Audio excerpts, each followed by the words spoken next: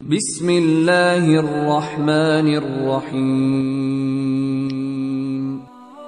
ایک شیعہ امام جعفر صادق علیہ السلام کی خدمت میں حاضر اور امام علیہ السلام کی حضور اپنے فکر و فاقہ کی شکایت کی۔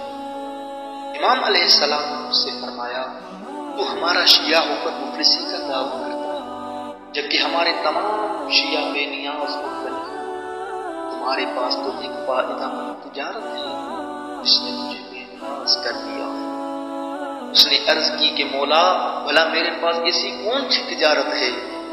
امام علیہ السلام نے فرمایا، اچھا یہ بتاؤ کہ اگر کوئی دولت مند شخص تجھے یہ کہے کہ میں پوری روئے زمین کو چاند سے بھر کر تجھے اس شرط پر دوں گا کہ تم اہل بیت پیغمبر کی محبت کو اپنے دل سے نکال اور ان کے دشمنوں سے دوستی پیدا کر، تو تو کیا ہمارے مبدت کے بدلے میں یہ دولت قبول کرو گے؟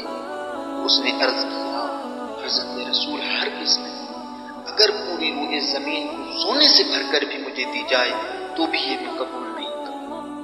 امام علیہ السلام نے فرمایا، پھر تو غریب نہیں، دنیا میں تو غریب وہ شخص ہے جس کے پاس اہل بیت پیغمبر کی مبدت موجود نہیں۔ اس کے بعد امام علیہ السلام نے اس کو شمال کو کر